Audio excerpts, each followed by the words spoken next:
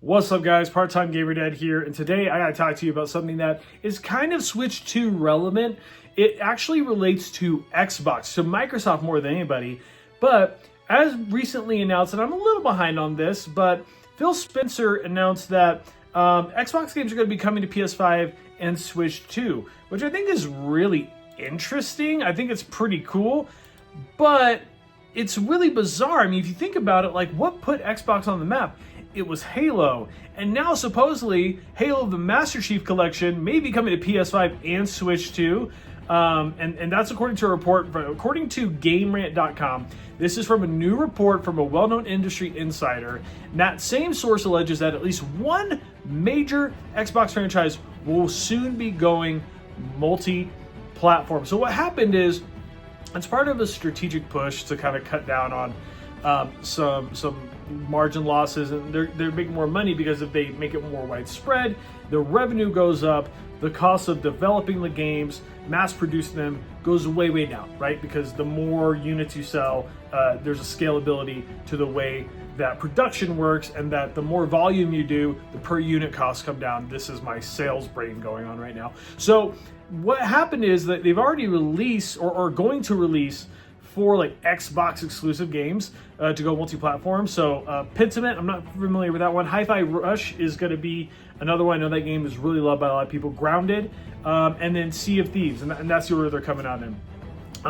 Some people also say that As Dusk Falls is going to be coming out as well, but it wasn't actually developed by a Microsoft subsidiary. It was published by Xbox Game Studios, and it spent nearly 2 years as an Xbox only exclusive.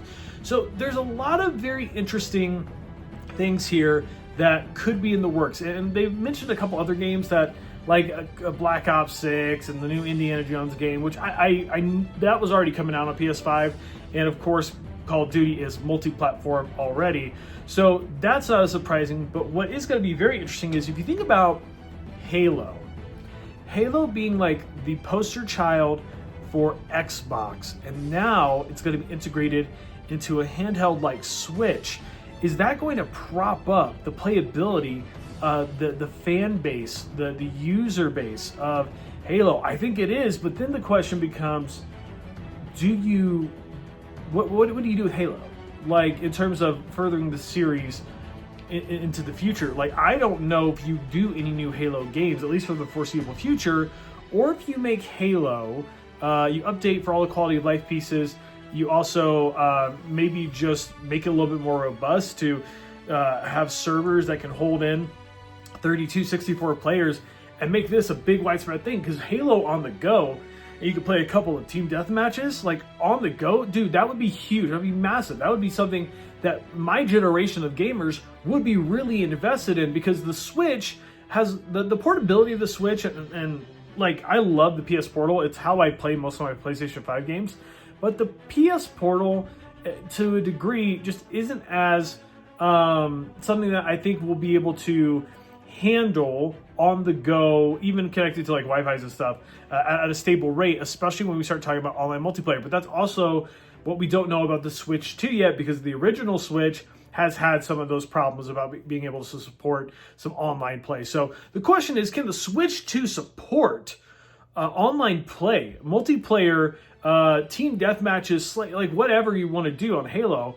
And if so, do we get Halo 1, 2, 3, ODST, Reach, 4, 5, 6, Halo Wars? Like, where are we going with this? This could be, like, I don't think some people understand how big this can be. And yes, it's Halo, it's an old series.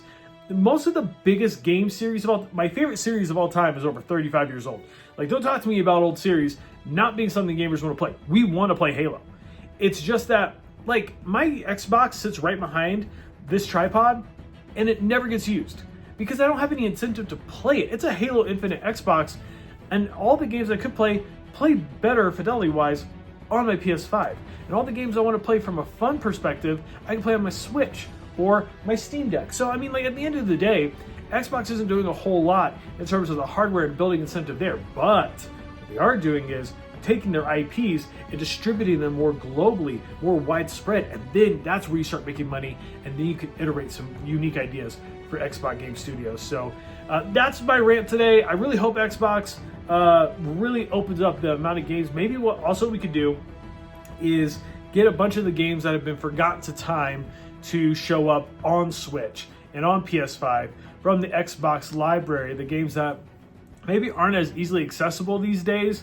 That would be very interesting. What games from years past that are like Xbox exclusives or more well known on Xbox would you like to see on PS5 and Switch 2? Let me know in the comments down below, like the video. And if you want to know about Switch 2 content, if you want to know about video game news, or you like some wrestling, maybe occasional parent humor, you're in the right place. Make sure you subscribe to the channel. I'll see you very soon.